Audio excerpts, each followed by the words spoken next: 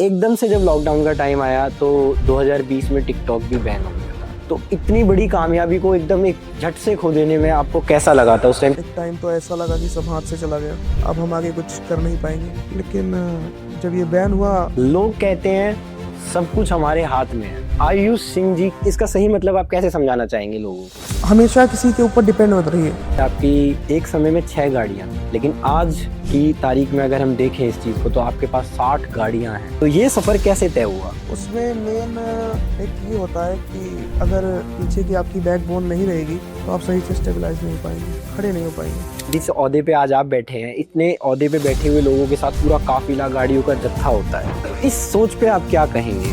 दिखाने की उनको ज़रूरत है जिनके पास नया नया हो।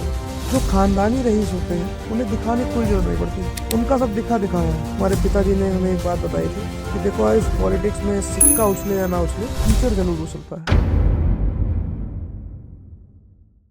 तो स्वागत है आप सभी का हमारे इस शो पे।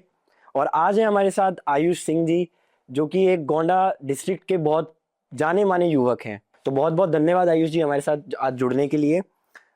इतनी कम उम्र में इतनी फेम, इतनी पॉपुलैरिटी पाने वाले आयुष जी असल जिंदगी में कौन है? देखिए, पॉपुलैरिटी और इतनी कम उम्र की बात रही तो ये बैनर और पोस्टर की वजह से हम जाने जाते हैं। और ये खुद नहीं, ये हमारे प्रचारक नहीं बल्कि हमारे चाहने वाले जो लोग हैं, हमसे जो जुड़ना चाहते हैं, नई युवक पीढ़ी है जो हमसे जुड़ना चाहते हैं, ये वही लोग, हमारे चाहने वाले लोग लगा देते हैं। और असल आयुष जो है, हम आपके सामने बैठे हैं।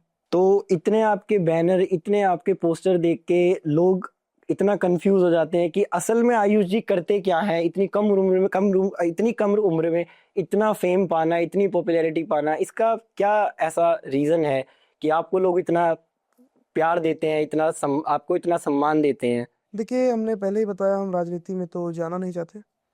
लेकिन इतना प्रेम हमें, हमारा एक विद्यालय है शीतला देवी इंटर कॉलेज, उसी को हम देख रेख करते हैं, हम उसके संचालक हैं। और उप प्रबंधक का पद भी उसी पे हम निभाते हैं।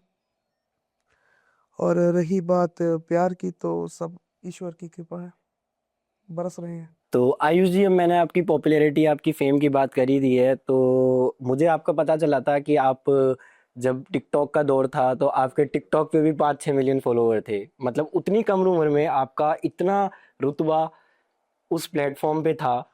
तो उसका, उस टाइम के दौर को आप कैसे बताना चाहेंगे कि क्या दौर था वो आपका? देखिए, आई थिंक वो रमेश जी 2018 का समय था। 18 का था। उस समय पहला लॉकडाउन लगा था, तो घर पर बैठकर खाली यही टिकटॉक और यही सब थोड़ा जूम वगैरह करके चलता था, कुछ ऐप वगैरह। तो उसी पे हमने नई नई आइडियाज वगैरह बनाई थी, एक दो रील्स हमारी वायरल गई थी। उसी पे हम धीरे धीरे प्रोग्रेस करते गए और उस मुकाम तक पहुंचे। 5-6 मिलियन फॉलोअर्स, धीरे धीरे हमने ग्रोथ की और आगे बढ़े। तो उसी आपकी पॉपुलैरिटी की वजह से फिर आपको सेलिब्रिटी फेस जैसे बड़े इवेंट में भी आपको बुलाया गया था। जैसे कि मैंने आपकी फैजू है, एक बहुत बड़े मिस्टर फैजू, उनके साथ एक खुशी कार्की करके एक सेलिब्रिटी हैं, उनके साथ भी मैंने आपकी फोटो देखी है। तो मतलब उस इवेंट में आना और इतनी सब चीज़ों को इतनी कम उम्र में प्राप्त करना, आपको वो सौभाग्य कैसे मिला? उस समय मैं बताऊं, एक इवेंट चल रहा था सेलिब्रिटी फेस नाम का, Qutub Minar side I think. तो उधर मेरे को इनवाइट आया था।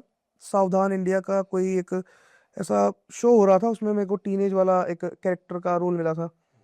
तो मैं गया था उधर। मेरे को उसी दिन एक ब्रांड का एडवर्टाइज करना था, एक टी शर्ट थी मेरी सेलिब्रिटी फेस की ही। तो उसने मेरे ख्याल से लेविस या इसकी सबकी कोई टी शर्ट थी। उधर मेरी दिल्ली में उस समय लमसम, उस समय 100 से 50 के लमसम बिल बोर्ड्स लगे थे दिल्ली में। तो उस समय मेरे फादर को भी काफ़ी प्राउड फील हुआ कि मतलब बिल बोर्ड देखते ही ये मेरा लड़का है, इस तरह बताना चाहे। और उस इवेंट में जाकर काफ़ी हम नर्वस हुए थे, पहली बार बड़े चेहरे से मिलकर, और काफ़ी हमें डर लगा था। लेकिन कॉन्फ्रेंस के में साथ में फैजो के, उस समय काफ़ी अच्छा था प्रभाव। सेलिब्रिटी फेस जैसे इवेंट पे आपको इतने बड़े चेहरों के साथ मिलके, वो भी इतनी कम उम्र में, आपको कैसा फील हुआ था उस टाइम पे? उस समय हम काफ़ी नर्वस फील कर रहे थे, अंदर से हमें डर लग रहा था कि अभी क्या हो जाए, क्या पूछ ले हमसे क्या। तो वही हमने ब्रांड का एडवर्टाइज किया, साथ में फोटोज वगैरह क्लिक हुई, एक कॉन्फ्रेंस हुआ था। तो साथ में सबने मिले ऐसे, मतलब मेरे जैसे कई छोटे कंटेंट क्रिएटर बहुत सारे थे, तो उस दिन मुझे मिला, काफ़ी अच्छा लगा। मैंने अपने जैसे कई आयुष को देखा। तो आयुष जी, जैसे आपने बताया आपकी इतनी पॉपुलैरिटी थी, इतनी फेम थी आपके पास, टिकटॉक पे 5-6 मिलियन फॉलोवर भी थे आपके, इतना सब कुछ आप उस टाइम पे कर रहे थे। लेकिन एकदम से जब लॉकडाउन का टाइम आया तो 2020 में टिकटॉक भी बैन हो गया था। तो इतनी बड़ी कामयाबी को एकदम एक झट से खो देने में आपको कैसा लगा था उस टाइम पे? वो दौर आपका कैसा रहा था कि उस चीज से अब आप बाहर आ पाएंगे? क्या आपको उस टाइम पे, आपका मन की, आपकी अंतरात्मा की क्या राय थी उस टाइम पे? एक टाइम तो ऐसा लगा कि सब हाथ से चला गया, अब हम आगे कुछ कर नहीं पाएंगे। क्योंकि लॉकडाउन था उस समय, हमारे फादर ने सेंट्रल एकेडमी करके कुछ लखनऊ में आई थिंक बोर्डिंग स्कूल था, उसमें हमारा एडमिशन वगैरह कराया था। हम आज आ भी नहीं पाए थे इसी चक्कर में कि हम इसी में टिकटॉक में ही आगे प्रोग्रेस करते रहेंगे। लेकिन जब ये बैन हुआ, एक टाइम तो ऐसा लगा कि सब छूट गया हाथ से, सारा चीज़ निकल गया। बस एक समय वो था कि उस समय हमें दिशा देखनी थी। पैसा हमारे पास था, बिजनेस था ही फादर का, बस हमें संभालना था। तो उस समय ये देखना था कि हमें किस जगह जाना है, किस दिशा पे जाना है। तो हमने एक सही दिशा चुनी। हमारे एक शुभचिंतक है, हम नाम नहीं लेंगे उनके, हमरा, लेकिन उन्होंने हमें बताया कि इसको चुनो। तो अभी आपने जैसा बताया कि उस टाइम पे आपकी पढ़ाई भी छूट गई थी, सारी चीजें आपकी रुक गई थी। तो उस वक्त सबसे मुश्किल चीज आपको क्या लगी? आपको पैसा, पहचान या दिशा? देखो, आपके इतना फेम था, इतनी पॉपुलैरिटी थी, इतने इवेंटों में आपको बुलाया जाता था, तो नो डाउट आपके पास पैसा भी उस टाइम पे आपको आता होगा, पहचान भी थी आपके पास, दिशा भी थी। लेकिन एक प्लेटफॉर्म के जाने से सब बदल गया, सब बदल गया था आपका। ऐसा लग रहा था कि सब हाथ से निकल गया। सब हाथ से तो उस चीज पे, उस मुश्किल चीज में आपको सबसे ज्यादा कठिनाई क्या लगा आपको कि पैसा, पहचान या दिशा? उस समय हमें एक दिशा देखनी थी। कठिनाई हमारे लिए ना पैसा था ना पहचान था। हमारा यहाँ नहीं, गोंडा में हमारे पिताजी का नामी जामी, मतलब एक होता है कि पूरा क्षेत्र उनको जानता है।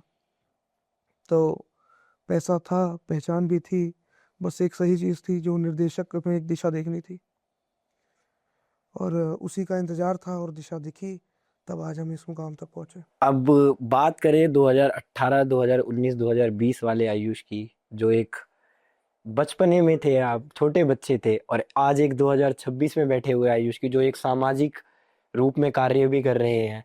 तो वहां से यहाँ तक का सफर, एकदम इतना बड़ा बदलाव आपके अंदर कैसे आया? देखिए, धीरे धीरे पढ़ाई छूटने के बाद ना हमें कोई सरकारी नौकरी करनी थी, ना हमें ऐसी डिग्री कोई लेनी थी, ना एलएलबी करना था, ना एमबीबीएस करना था, ना डॉक्टर बनना था, ना कोई लॉयर बनना था। हमें इतना पता था कि हम जितना पैसा इसमें कमाएंगे, हम उससे लाख गुना कहीं ज़्यादा अपने बिजनेस में कमाएंगे। मेरे को भाई साहब, मतलब कभी कभी ऐसा लगता है मैं किसी का गुलाम बनकर नहीं रहना चाहता। मैं अपने मन का मालिक हूँ। मैं सुनता सबकी हूँ, करता अपने मानी हूँ। मैं सलाह लेना अच्छी बात है, मैं 4 आदमी से पूछूंगा, लेकिन करूंगा मैं अपनी। तो आपने बताया कि आपकी कारोबार में रुचि थी। तो अभी आपका कोई ऐसा कारोबार है जो आप अभी खुद कर रहे हैं, या आपका बनाया हुआ कोई कारोबार ऐसा है? नहीं, मेरा बनाया हुआ अभी फिलहाल कोई कारोबार नहीं है। मेरा एक प्रोजेक्ट चल रहा है अभी जल्दी में। शीतला सदन, मेरी शीतला देवी मेरी दादी जी का नाम है, उन्हीं के नाम से एक नया प्रोजेक्ट हम चालू कर रहे हैं, शीतला सदन मैरिज हॉल करके। वो हमारा हो सकता है, अगर प्रभु श्री राम की असीम कृपा बनी रही, तो 2027 अक्टूबर तक हम उसका उद्घाटन भी कर देंगे। आयुष जी, आपने मेरे को बताया था जब हमारी आपसे कॉल पे बात हो रही थी, तो आपने मेरे को ये भी बताया था कि आपकी एक समय में 6 गाड़ियां थी, लेकिन आज की तारीख में अगर हम देखें इस चीज को, तो आपके पास 60 गाड़ियां हैं। एक बहुत बड़ा नंबर है आपके पास गाड़ियों सीधा का। 10 गुना हमने बढ़ाया। हाँ, सीधा 10 गुना की बढ़त आपने प्राप्त की है। तो ये सफर कैसे तय हुआ? उसमें मेन एक ये होता है कि अगर पीछे की आपकी बैकबोन नहीं रहेगी, तो आप सही से स्टेबलाइज नहीं हो पाएंगे, खड़े नहीं हो पाएंगे। तो मैंने अपने फादर का बैक सपोर्ट दिया, उन्होंने मुझे दिया, तब हमने धीरे धीरे प्रोग्रेस कर कर आज इतना काम कारोबार संभाला। लोग कहते हैं सब कुछ हमारे हाथ में है, इसका सही मतलब आयुष सिंह जी क्या समझाते हैं, या क्या आप इसका सही मतलब आप कैसे समझाना चाहेंगे लोगों को? इसका सही मतलब तो कुछ हम विशेष बता नहीं पाएंगे, लेकिन हाथ में कहना उचित नहीं है, क्योंकि ऐसा मेरा बहुत सा काम है जो हाथ में रहते रहते छूट गया है। मैंने बहुत बड़े बड़े आदमियों को एकदम खत्म होते हुए देखा है। बिल्कुल। और आपका भी एक दौर ऐसा रहा है टिकटॉक पे इतनी बिल्कुल फेम बिल्कुल लेने बिल्कुल। के बाद और उसके मेरे बाद सब कुछ एकदम उस हाथ में था। प्लेटफॉर्म का गायब हो जाना, तो वो भी आपके लिए भी ऐसा था कि सब कुछ हाथ में होते हुए भी आपके हाथ से चला गया। बिल्कुल। तो सब कुछ हाथ में नहीं, अब मैं लेकिन एक सलाह दूंगा सबको कि हमेशा किसी के ऊपर डिपेंड मत रहिए। आपका एक काम है, अगर इनसे होना है, मेरा एक काम है रमेश जी से होना है, तो मैं रमेश जी से नहीं बल्कि 4 रमेश जी से बताऊंगा कि अगर ये नहीं करा पाए तो मेरा चौथा आदमी रेडी है। तो अभी हम आपसे इंटर कॉलेज और आपकी डिग्री, आपके पढ़ाई के बारे में चर्चा कर ही रहे थे, तो मुझे एक चीज़ का और ज्ञात हुआ कि इतनी कम उम्र में इंटर कॉलेज और डिग्री कॉलेज की जिम्मेदारी आपने संभाली। तो पहली बात तो आपको ये मौका ही कैसे मिला, क्योंकि एक इतनी कम उम्र में आपको ये मौका मिलना तो बहुत बड़ी अपॉर्चुनिटी है। और फिर इस चीज़ पे आपको मतलब आज आपको कैसा फील होता है कि इतनी बड़ी उपलब्धि प्राप्त करके आपको, इस चीज़ को आप कैसे बताएंगे? उस समय 25 सितंबर का दिन था, 2025, हमारा जन्मदिन था। तो हमारे फादर ने एक फेसबुक पे स्टोरी लगाई थी कि शीतला देवी इंटर कॉलेज के उप प्रबंधक आयुष सिंह जी को जन्म दिवस की हार्दिक शुभकामनाएं। उस दिन हमें पद मिला और उसके बाद इस पे पेपर वर्क भी हुआ। और बाकी ये थोड़ा रोमांचक सवाल है, इसको रमेश जी बताएंगे कि हमें पे पद कैसे मिला। आयुष जी हमारे विद्यालय में शीतला देवी इंटर कॉलेज के उप प्रबंधक बने। इसका रीज़न ये था, हम शुरू से बताना चाह रहे हैं। पहले आयुष जी, जैसे अभी आपने क्वेश्चन भी पूछा कि आयुष टेम्पो ट्रांसपोर्ट में 6 गाड़ियों से 60 का सफ़र पूरा हुआ, तो उस काम से प्रेरणा लेके हम लोगों ने भी प्रबंधक जी को राय दिया कि जो उप प्रबंधक का उत्तरदायित्व है वो आयुष जी को दिया जाए। और जब से आयुष जी ये काम संभाले हैं, अब आप समझ लीजिए जो हमारे विद्यालय में मरी हुई चीज़ें थी उसमें जान डाल दी है। हमारे पास स्मार्ट क्लास आज के डेट में 25 कंप्यूटर लैब इकट्ठा है, मतलब 100 बच्चे के बैठने की व्यवस्था उसमें हो गई है। प्रोजेक्टर आप लगवा दिए और बहुत सारी नई चीज़ें। हमारा विद्यालय रूरल एरिया में है, ग्रामीण क्षेत्र में है, लेकिन जो व्यवस्था आपकी दिल्ली जैसे शहरों में होगा वो व्यवस्था हमारे स्कूल में है। और ये सब एक नई सोच आयुष जी की देन है। तो आयुष जी, ये सब कार्य करने के पीछे आपका कोई राजनीतिक या राजनीति में आने का कोई ख्वाब, क्योंकि इतना सामाजिक होना तो आज के टाइम में पॉसिबल नहीं है, लेकिन इस चीज को इतने सामाजिक तरीके से करना, लोगों का इतना भला सोचना, ठीक है, तो क्या कोई राजनीति की तरफ आप मोड़ लेना चाहते हैं? देखिए, राजनीति में तो फिलहाल हमारा कोई विशेष मन नहीं है और ना हम जाना चाहते हैं। हमारे पिताजी ने हमें एक बात बताई थी कि देखो आयुष, पॉलिटिक्स में सिक्का उछले या ना उछले, कीचड़ जरूर उछलता है। तो ये बात हमने ध्यान रखी और हम उनके नाम से, मतलब पूरे, हम कहते हैं क्षेत्र में या पूरे भारत में एक ही आदमी होगा जिससे हमें डर है कि हमारे ऊपर कोई बैठा है, तो तो वो आपके पिताजी हैं। वो हमारे पिताजी हैं। तो जैसा आपकी बातों से मुझे पता लग रहा है, आपका सबसे बड़े मार्गदर्शक आपके पिताजी रहे हैं। उन्हीं के प्रेरणा स्रोत से, उन्हीं के नक्शो कदम द्वारा हम आगे बढ़ रहे हैं। तो आपको अपने पिताजी से प्रेरणा कैसे मिली, मतलब क्या आपने उनके अंदर देखा, क्या आपको लगा कि नहीं मुझे भी इनके जैसा ही कुछ करना है? या वो बहुत लंबी कहानी है, लेकिन मैं आपको थोड़ा शॉर्ट में बता देता हूँ।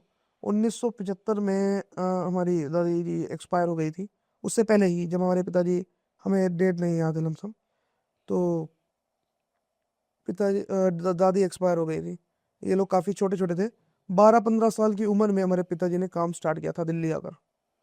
यहाँ पर पहली बार 300 रुपये में, आप विश्वास नहीं मानेंगे, 300 रुपये में उन्होंने नौकरी की थी किसी के यहाँ। और आज 50,000 तक तो सैलरी हम अपने एम्प्लॉयज़ को खुद दे रहे हैं। काफ़ी संघर्ष किया उन्होंने इस मुकाम तक पहुंचने के लिए। कई चीज़ें ऐसी थीं, अड़चन बनी नहीं, लेकिन उनको साइड हटाया किस तरह कैसे। वो हमारे प्रेरणा स्रोत थे, उन्हीं से हम आगे बढ़ रहे हैं। हमने ये भी सुना है आयुष जी की एजुकेशन डिपार्टमेंट में भी आपके बड़े बड़े अधिकारियों से नहीं नहीं, लिंक है, कनेक्शन है। ऐसी कोई विशेष वो नहीं है। एक हमारे यहाँ जनपदीय मंडलीय का कार्यक्रम हुआ था, उसका रैली हुआ था, एथलेटिक्स। एथलेटिक्स समारोह हुआ था। उसमें क्या हुआ था कि जेडी सर आए थे, संयुक्त शिक्षा निर्देशक देवी पाटन मंडल।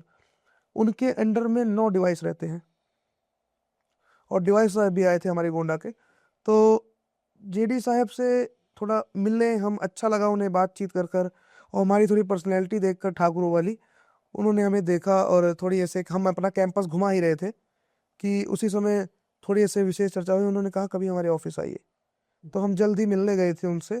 तो अब कहते हैं ना कि उस ऑफिस में मौजूदा 9 डिवाइस बैठे थे यार, हाँ, 9 डिवाइस थे। 9 डिवाइस बैठे थे, और हम जैसे ऑफिस में एंटर किए हैं, गेट खुला है, सारे मतलब एक कॉन्फ्रेंस टाइप हो रहा था, मुझको देख रहे थे। उन्होंने सीधा ये कहा कि बाहर जाओ, अभी कुछ देर बाद थोड़ा अभी आयुष जी से थोड़ी पर्सनल मीटिंग है। तो हमें उस दिन बहुत प्राउड हुआ था, एक ऐसा हुआ था कि जो आदमी हमें चाह रहा है, देख रहा है, वो हमें बहुत मानता है। और वो भी एक अधिकारी वर्ग के बिल्कुल आदमी ने आपको बिल्कुल, ये बात बोली। और बहुत बड़े अधिकारी शिक्षा वही, के। और डिवाइस साहब से भी हमारी गोंडा के इतनी अच्छी कम जान, उम्र में इन सब चीजों का सौभाग्य प्राप्त करना तो अपने आप में ही एक चमत्कार है सर। बिल्कुल। अच्छा आयुष जी, आपका आपके गोंडा डिस्ट्रिक्ट में इतना नाम है, इतनी पहचान है आपकी, तो क्या पार्टियों ने आपको कभी अप्रोच नहीं किया? सरकारी पार्टियों ने, जितनी हमारी बीजेपी, नाम तो मैं नहीं लेना चाहूंगा, लेकिन इतनी बड़ी बड़ी हमारे देश में राजनीतिक पार्टियां हैं, क्या कभी आपको उन्होंने अप्रोच नहीं किया? नाम हम भी नहीं लेंगे, लेकिन कुछ लोग ऐसे हैं जिन्होंने हमें ऑफर किया था, मंडल अध्यक्ष का पद देने के लिए उन्होंने ऑफर किया था, लेकिन हम जाना नहीं चाहे।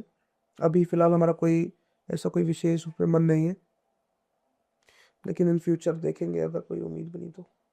तो अभी तक मेरे को आपकी बातों से साफ स्पष्ट हुआ कि आप राजनीति में जाना नहीं चाहते, लेकिन अगर आपके क्षेत्र को जरूरत पड़ी तब क्या आयुष जी उस चीज में आने के लिए तैयार हैं? हाँ, इन फ्यूचर मैं बता तो रहा हूँ आपसे कि 2-3 साल, 4-5 साल में अगर क्षेत्र को मेरी जरूरत पड़ी और ऐसा कोई कार्य हुआ जो मेरे बिना नहीं हो पा रहा है, तो हम बिल्कुल जाएंगे। लोग जलते भी हैं, बातें भी बनती हैं, इन सबको आप कैसे हैंडल करते हैं? इस पे मैं सिर्फ 2 लाइन कहना चाहूंगा आपसे कि तुम जलन बरकरार रखो, हम जलवा बरकरार रखेंगे। अभी जैसे आपने यूपी के तेवर दिखाए आपने अपने, तो यूपी से मुझे एक चीज और याद आई। मैं भी आयुष जी यूपी से ही हूँ, तो मैंने यूपी में देखा है कि आपके ओहदे पे, जैसे जिस ओहदे पे आज आप बैठे हैं, इतने ओहदे पे बैठे हुए लोगों के साथ पूरा काफिला, गाड़ियों का जत्था होता है। तो इस सोच पे आप क्या कहेंगे? देखिए, दिखाने की उनको जरूरत है जिनके पास नया नया हो। जो खानदानी रईस होते हैं उन्हें दिखाने की कोई जरूरत नहीं पड़ती, उनका सब दिखा दिखाया है। मैं इसको, आपका कुमार सत्यम जी का गजल है, वो मैं उसकी 2 लाइन सुनाना चाहूंगा। जो खानदानी रईस है वो मिजाज रखते हैं नर्म अपना, तुम्हारा लहजा बता रहा है, तुम्हारा लहजा बता रहा है, तुम्हारी दौलत नई नई है। बस आप समझ गए होंगे सारी चीजें। हाँ बिल्कुल बिल्कुल। अच्छा आयुष जी, आपकी एक चीज और मुझे पता चली है, इतना सब कुछ होने के बाद भी बिल्कुल। आपके पास एक टोयोटा फॉर्च्यूनर है 2013। तो उस गाड़ी से आपका क्या लगाव है? क्या उसके पीछे की कहानी है कि सिर्फ आप उसी गाड़ी में चलते हैं, उसी पहली गाड़ी बात से? तो उस गाड़ी से हमें बहुत प्रेम है, और वो गाड़ी ऐसी है कि हम रहे ना रहे, अगर वो गाड़ी रोड पे निकल जाती है तो पता लग जाता है कि कौन जा रहा है। और रही बात गाड़ी की, तो गाड़ी की हमें कोई विशेष अभी कोई ज़रूरत नहीं है, क्योंकि हम उत्तर प्रदेश बहुत कम रहते हैं, हम रहते दिल्ली हैं ज़्यादा। तो दिल्ली में आप किसी काम के कारण या कुछ हाँ, दिल्ली में हमारा बिजनेस है, वही हमारे ही नाम से, आयुष ट्रांसपोर्ट सर्विस के नाम से। ट्रांसपोर्ट के से? तो गाड़ी की हमें कोई विशेष अभी ज़रूरत नहीं है। हम चाह ले तो एलसी खड़ी कर सकते हैं अभी मौके पे, लेकिन हमें दिखाने की कोई ज़रूरत नहीं है। हमारा काम दिखावे से दूरी दिखा बना रहा है। रखी है आपने। बिल्कुल। आयुष जी, एक चीज और मैं आपसे पूछना चाहूंगा, राजपूती तेवर आप में कम दिखते हैं, ऐसा क्यों? राजपूती तेवर की तो बात मत ही करिए। अभी हम सामने आपके कुर्ते में, सदरी में, मारवाड़ी साफा हमारे सर पर है, कान में हमारे कुंडल है, और किस तरह की राजपूती तेवर की बात करें हम।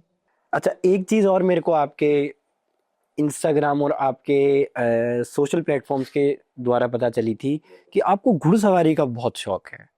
नहीं, घुड़सवारी का शौक नहीं कह सकते उसको हम, अभी नया नया इसमें थोड़ा हमारा पसंद आ गया था थोड़ा ये चीज़, और हम उसको सीख रहे थे। तो हमारी थोड़ा माता श्री ने उस पे रोक लगाया अभी, कि अभी नहीं, थोड़ा रुक कर अभी। तो हमें 2 घोड़े रखने हैं, हमने 2 घोड़े मंगाए थे खरीदने के लिए, लेकिन रमेश जी के सामने वो सारे वापसी करा दिए गए थे। मेरे सामने घटना है। तो धीरे धीरे उस पे कार्य पे हमें ध्यान देना पड़ेगा। हमने फार्म हाउस पे रखेंगे 2 घोड़े। तो ये लगाव आप में आया कहाँ से? घोड़ों को लेके एकदम घुड़सवारी को लेके इतना प्रेम आपका कहाँ से जगा कि आपको 2 घोड़े मंगाने पड़े? राजपूताना खून है, वही हमारे लोग मतलब हमारे जिस्म में बह रहा है। तो उसका आपको बुरा नहीं लगा आपकी माताजी ने आपके घोड़े वापस करवा समय दिए लगा, इतने लेकिन उसमें प्रेमजनक चीज काफी को? वर्क भी बहुत ज्यादा था उस समय। इस पे हम बेसिकली टाइम नहीं निकाल पा रहे हैं। उस पे कभी रहेंगे, देखेंगे, कुछ उसमें समय लगेगा, थोड़ी बहुत चोटें आएंगी, तभी तो घुड़सवारी सीखेंगे। एक चीज और है, आप इतने पॉपुलर हैं, इतने आपके चाहने वाले हैं, इतने युवा आपको चाहते हैं, आपके गोंडा डिस्ट्रिक्ट में भी आपको लोग बहुत मानते हैं। तो उन कुछ युवा आपको अपना रोल मॉडल भी तो कुछ युवा आपको अपना रोल मॉडल भी मानते हैं। तो उनके लिए आप एक शुभ चिंतक के रूप में क्या मैसेज देना चाहोगे? क्या आप ऐसा सच बताना चाहोगे कि जिससे वो भी आगे एक सही दिशा में काम करें, उनका मार्गदर्शन भी सही हो? पहली बात तो मैं एक संस्था चलाता हूँ, और मैं उसमें भी हमेशा से एक ही सलाह देता आया हूँ कि अपने लक्ष्य से कभी मत पीछे हटिए। जो आपका टारगेट है, जो आपका लक्ष्य है, उससे कभी आप पीछे मत हटिए। मैं दावा कर रहा हूँ कि आपके सामने कई लोग ऐसे खड़े रहेंगे जो आपकी अड़चनें बनेंगे। कई लोग आपके सामने ऐसे रहेंगे जो आपको सब कुछ जानते हुए भी कि आप यहाँ जाना चाहते हैं, तब भी आपकी रुकावटें बनेंगे।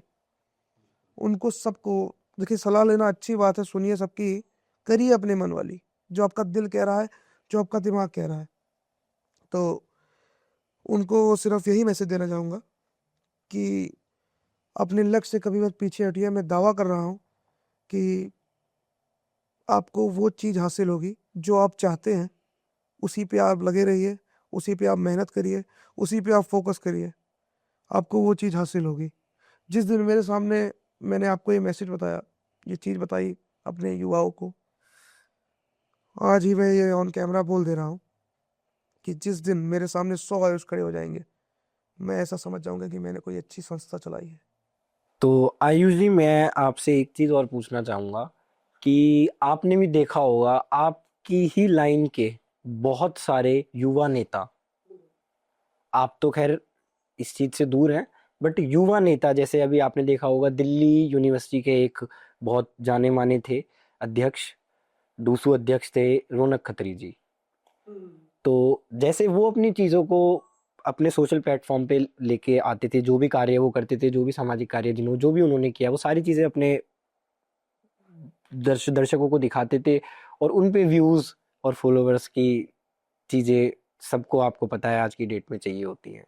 तो कभी आपको नहीं लगा कि इतना सामाजिक कार्य करने को आप करते हो, आप इतना सामाजिक कार्य करते हो, आप भी अपनी ये सब चीज़ें दिखा के व्यूज़ और फॉलोअर्स बना सकते हो, आप अपने साथ लोगों को जोड़ सकते नहीं, दिखाकर करने का वो कोई महत्व नहीं रह जाता है, उस पे उतना कोई अच्छा नहीं लगता है। किसी को अगर खाना खिला रहे हो तो उसका फोटो खींच के अगर स्टोरी लगा दो तो क्या मतलब है। मैं आज के डेट में ठंडी में, गर्मी में कुछ नहीं तो 20,000 कंबल बांटता हूँ हर साल, यहाँ पर अलग और वहाँ पर अलग। मेरे अंडर में, मेरे ट्रांसपोर्ट में कम से कम कुछ नहीं तो 700 लेबर काम कर रहे हैं, 100 ड्राइवर काम कर रहे हैं, एक गाड़ी पे डबल ड्राइवर रहता है। तो दिखाने की क्या ज़रूरत है।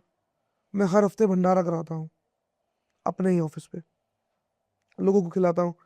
चाहूँ तो मैं भी डेली डालूं, लेकिन दिखाने से क्यों, ऐसा अच्छा नहीं लगता है। आयुष जी, आपकी अभी हाल फिलहाल में अभी आपकी उम्र कितनी है? मेरी उम्र 19 साल है। आपकी उम्र अभी 19 साल है। तो आगे आपके क्या प्लान है? शादी को लेके आपको क्या सोचना है? देखिए, अभी तो कुछ इस पे विशेष विचार नहीं है। शादी करना तो है ही है, लेकिन जब पिताजी की अगुवाई से जहाँ वो बताएंगे वहाँ करेंगे शादी। ऐसी कोई हमारी कोई पर्सनल इच्छा नहीं है, कोई हम लव और रिलेशन के चक्कर में नहीं है। तो लड़कियों से दूर हैं अभी आप? नहीं, दूर नहीं कह सकते, लेकिन एक होता है कि दूरी बनानी पड़ती है। ठीक है, ठीक है। तो आयुष जी, आने वाले 5 साल में आप अपने आप को या आपके दर्शक आपको कैसे देखते हैं? बिजनेसमैन के रूप में देखते हैं, एक एजुकेटर के रूप में देखते हैं, या एक नेता के रूप में देखते हैं? देखिए, आने वाले 5 साल में एक एजुकेटर तो नहीं कह सकते, कभी हम ये नहीं चाहेंगे कि हम किसी को शिक्षा दें, लेकिन एक बड़ा बिजनेसमैन या एक नेता के रूप में आप देख सकते हैं मुझे आगे 5 सालों में। अभी आप हाल फिलहाल में कुछ प्रोजेक्ट्स पे भी काम कर रहे हैं, हमें पता चला था। तो उन प्रोजेक्ट के बारे में आप एक बार हमारे दर्शकों को बताएंगे कि किन प्रोजेक्ट्स पे आप काम कर रहे हैं, क्या उनकी मोटिव है?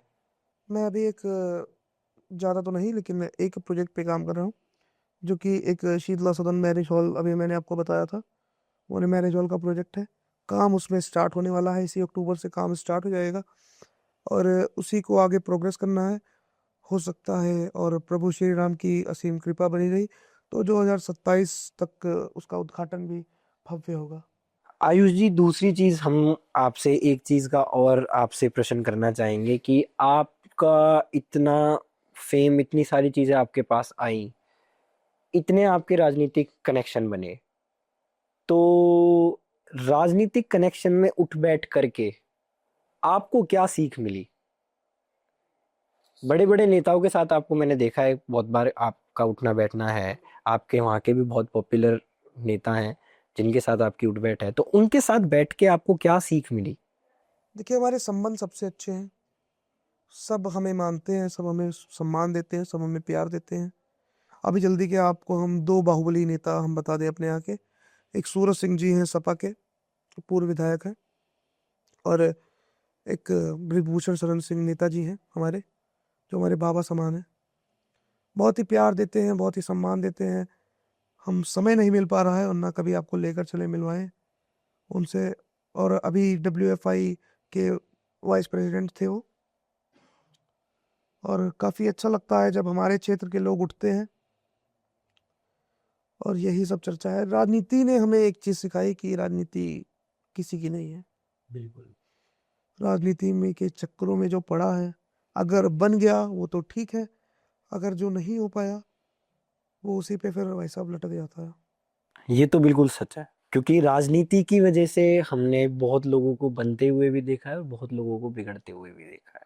और बाकी हमारे माननीय ब्रिजभूषण शरण सिंह नेताजी हैं, उनके नाम से हम सब जाने जाते हैं, हमारा गोंडा जाना जाता है, और हमें क्या ही चाहिए। अच्छा आयुष जी, एक चीज और है, बिल्कुल। आजकल के युवाओं को आपने देखा होगा कि दूसरे की प्रशंसा को देख के, दूसरे की कामयाबी को देख के वो खुद अपने आप को उस जगह रखने लगते हैं। जैसे आपने देखा होगा कि आज के टाइम में बहुत सारे युवा नेता हैं जो बहुत फेमस हैं, तो उनको देख के हमारे युवा उनके पीछे पीछे चलने लगते हैं।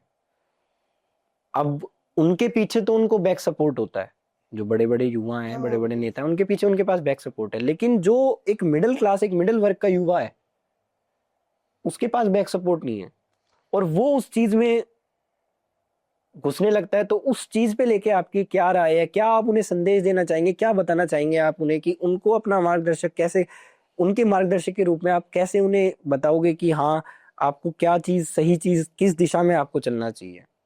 देखिए, मिलना मिलाना अच्छी बात है, मिलिए, अच्छा संबंध रखिए, सबसे सबसे कांटेक्ट रखिए, साथ भी रहते हैं आप। कुछ युवा तो ऐसे होते हैं, जैसे हम अपने पिताजी को अपना बैक सपोर्ट मानते हैं, वो युवा हमें मानते हैं। कुछ युवा ऐसे होते हैं, उनको ये लगता है कि हम कहीं भी फंसे हैं, कुछ भी करें तो आयुष भैया ये काम देख लेंगे। बिल्कुल। तो उनके लिए संदेश तो कोई विचार विशेष है नहीं, लेकिन जो नई युवा हैं, जो इधर भी लगे रहते हैं, उधर भी लगे रहते हैं, उनसे थोड़ी दूरी बनाने लायक है मेन युवा नेताओं को। वो अपने पीछे उनको लगाए ही ना। अभी जल्दी में मेरा थोड़ा एक वैसे ही थोड़ा हलचल हुई थी सोशल मीडिया पे, मतलब कोई अलग से स्टेटस पे स्टेटस लगा रहा था, हम भी लगा रहे थे, रमेश जी आपको पता होगा। हाँ हाँ, देखे थे। वो अलग लगा रहे थे, हम अलग लगा रहे थे, तो उस पे थोड़ा विशेष ध्यान ये नहीं तो है। बहुत कंट्रोवर्शियल क्वेश्चन है आयुष जी, इसके बारे में थोड़ा स्पष्ट में बताएं कि वो है क्या ऐसी हमारे कंट्रोवर्सी थी जिसकी वजह से आपको? वो है हमारे बगल के ही है, और थोड़ा हमें उन्होंने कुछ डाला, हम भड़के, हमने भी अपने स्टेटस पे डाला, हमारे देख रहे हैं 10,000 आदमी, हमारे देख रहे हैं, उन्हें देख रहे हैं, बस वो फिर डाल रहे हैं, हम फिर डाल रहे हैं, तो उसमें थोड़ा भड़कीला भड़कीला, फिर हम शांत हो गए, हम कहें जो कर रहा है करने दो, उससे करने का क्या मतलब है, न मैं तो घट नहीं जाऊंगा उसके बोली से। बिल्कुल सही बात है। बस यही सब था, और बाकी जहाँ हम खड़े हो जाते हैं वहाँ कुबेर भी छुप जाते हैं। तो बातें तो उनसे बनाइए जो अच्छे से करें।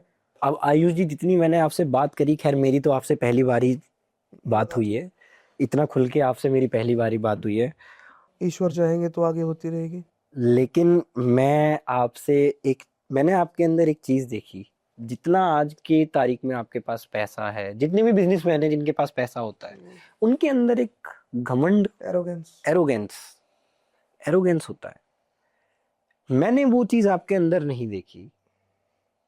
इसके पीछे का कारण क्या है कि कभी आपको नहीं लगा कि आपको भी अपने पैसे पे रुतबा दिखाना चाहिए? जैसे आपने बोला अभी कि आप एलसी चाहे तो 1 मिनट में आप एलसी खड़ी कर सकते बिल्कुल। हैं, तो कभी आपको नहीं लगा कि आपको भी अपने पैसे पे रुतबा दिखाना चाहिए? पैसे का रुतबा वहाँ दिखाना चाहिए जहाँ आपसे सब डाउन, और जब आपको पता हो कि सब एक समान है, इसी मिट्टी में से आए हैं, इसी मिट्टी में वापस जाना है, तो घमंड किस बात का? बिल्कुल सही बात है। हमें यहीं से जन्मे यहीं मिल जाएंगे। यही मिल जाएंगे, जो है यहीं पर है।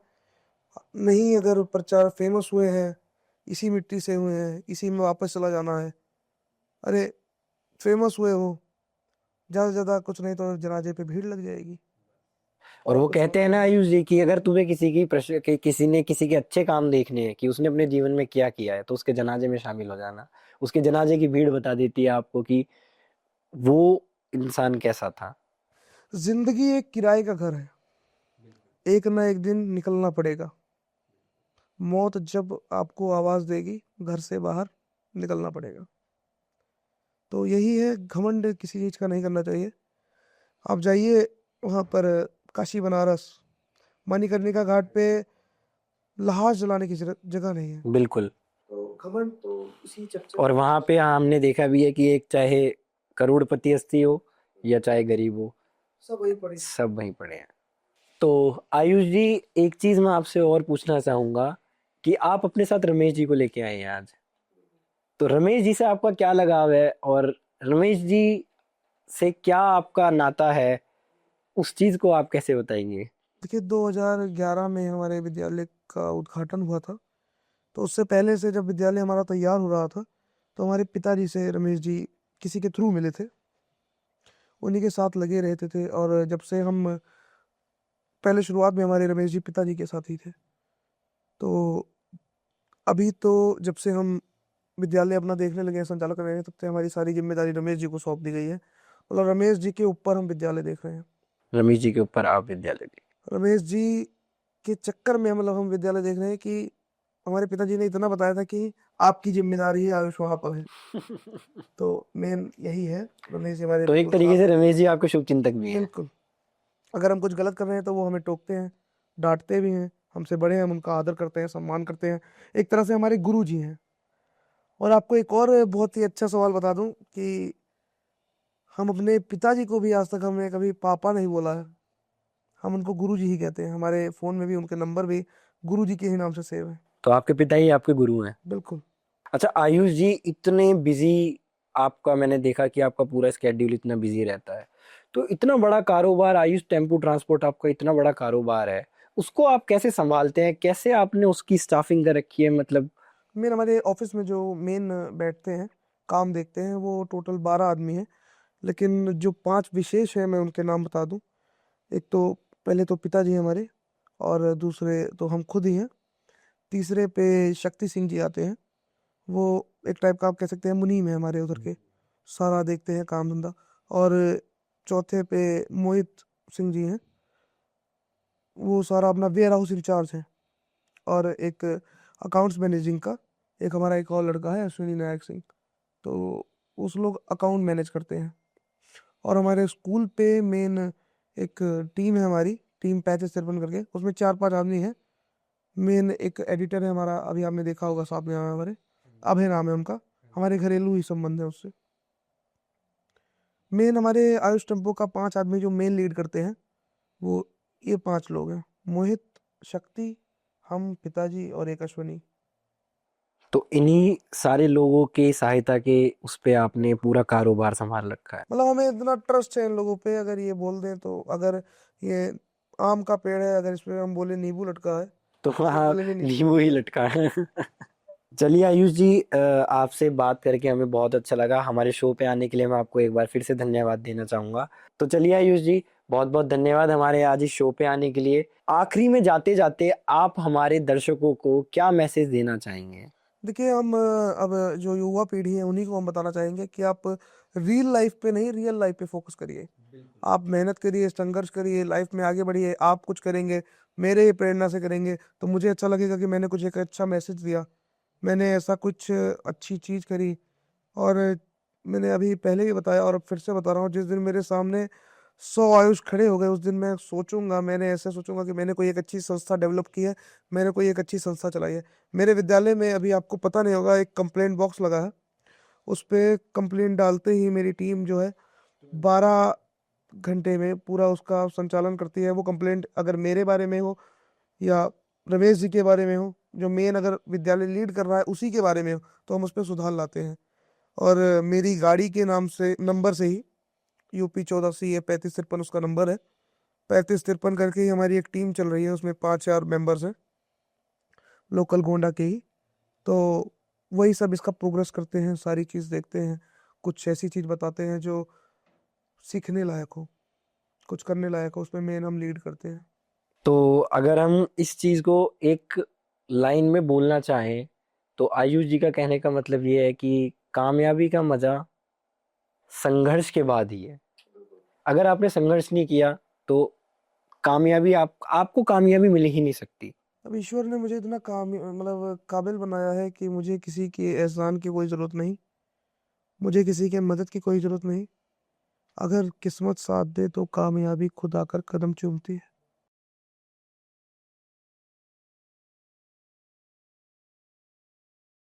हाँ, रुचि नहीं कह सकते, बस खुद के खाने के लिए, जितना हम घर के लिए और थोड़ी बहुत जो हमारे मेन लोग हैं। मतलब आप उसको कमर्शियल पर्पस पे नहीं करते, सिर्फ निजी के लिए। फार्म हाउस है हमारे डिग्री कॉलेज के पीछे ही। कितने एकड़ में होगा रमेश जी? लगभग 2 हेक्टेयर है, 10 बीघा। 10 बीघा होगा कम से कम। तो उसमें हम जैविक खेती कराते हैं विदाउट हार्श केमिकल्स।